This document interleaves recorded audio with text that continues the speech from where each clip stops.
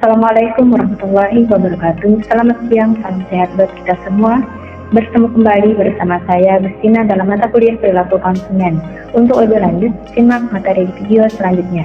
Nah, sebelum masuk ke pencapaian pembelajaran yang harus dicapai pada materi ini yaitu TPL 5, menguasai pengetahuan dan langkah-langkah dalam mengembangkan pemikiran kritis, logis, kreatif, inovatif, dan sistematis serta memiliki keingintahuan intelektual untuk memecahkan masalah pada tingkat individual dan kelompok dalam komunitas akademik dan non-akademik.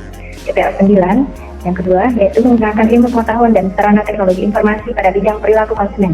Sedangkan subtip MK yang harus dikuasai mahasiswa yaitu mampu memahami proses belajar konsumen. Sebelum kita bahas lebih lanjut mengenai proses belajar konsumen, kita akan pahami dulu mengenai konsep belajar atau definisinya, yaitu perubahan perilaku yang relatif permanen yang diakibatkan oleh pengalaman. Itu menurut Solomon tahun 1999. Ada juga dari perspektif pemasaran bahwa belajar merupakan sebuah proses di mana seseorang memperoleh pengetahuan dan pengalaman, kemudian dan konsumsi yang akan diterapkan pada perilaku yang terkait pada masa yang akan datang.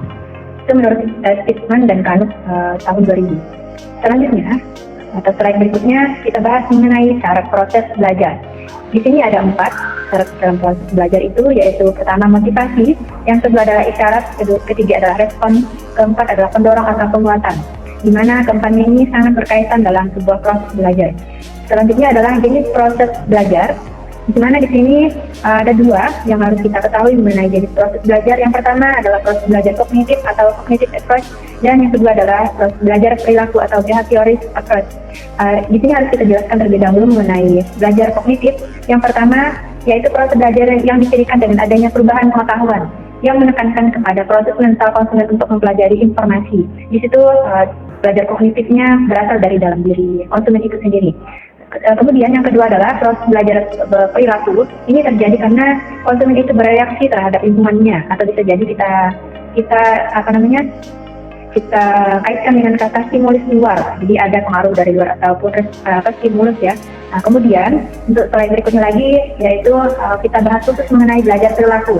Di sini proses belajar perilaku itu dibagi menjadi 3 bagian. Yang pertama adalah proses belajar classical conditioning, kemudian yang kedua adalah proses belajar instrumental conditioning, yang ketiga atau yang terakhir adalah proses belajar vicarious learning.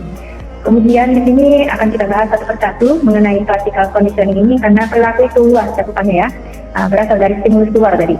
Jadi ini di dalam kelas pemasaran itu pengaplikasiannya dibagi menjadi 3 lagi. Yang pertama adalah pengulangan, kemudian generalisasi stimulus, yang terakhir adalah diskriminasi stimulus. Contoh dari pengulangan di sini yaitu menyampaikan pesan kepada konsumen berulang kali dengan frekuensi yang berkali-kali. Kita contohkan ketika konsumen itu mendapatkan stimulus iklan dari sebuah produk di televisi, ketika sebuah siaran ataupun saluran televisi menayangkan produknya ataupun iklannya itu memiliki jeda antara siaran yang lain dengan siaran yang berikutnya, itu terjadi berulang kali. Nah, di situ konsumen itu akan mempelajari sebuah pengetahuan atau informasi berulang-ulang, sehingga belajarnya konsumen itu melalui salah satu proses belajar perilaku tadi. Kemudian yang kedua itu adalah generasi stimulus. Di sini konsumen itu kemampuannya bereaksi sama terhadap stimulus yang relatif berbeda. Terus yang terakhir adalah diskriminasi di stimulus, yaitu diharapkan ini konsumen bisa mengambil kesimpulan yang berbeda terhadap beberapa stimulus yang mirip yang satu dengan yang lainnya. Kita lanjutkan ke slide berikutnya, adalah proses belajar instrumental. Di sini kita ketahui bahwa definisinya adalah pengalaman terhadap membeli suatu produk berdasarkan reward yang dirasakan. Alurnya adalah pembelian produk, kemudian konsumen itu merasa puas atau tidak, terus konsumen akan merasakan ataupun memiliki ada tidak imbalan bagi konsumen atau disebut dengan reward. Cara konsumen belajarnya itu berdasarkan pengalaman yang sudah dirasakan. Terus yang terakhir itu yang dalam proses pembelajaran adalah vicarious learning atau disebut juga dengan observational learning. Di sini digunakan dalam 3 strategi pemasaran mengenai vicarious learning atau observational ini. Yang pertama adalah mengembangkan respon baru, kemudian yang kedua adalah mencegah respon yang tidak diinginkan, selanjutnya adalah memfasilitasi respon. Proses belajar yang dilakukan konsumen itu khususnya observasi ini khusus mengamati tindakan dan perilaku orang lain dan konsekuensi dari perilaku tersebut, atau bisa juga dikatakan meniru perilaku orang lain yang disebut juga sebagai modeling.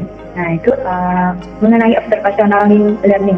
Demikian mungkin yang bisa dapat saya sampaikan mengenai materi kali ini tentang proses belajar konsumen.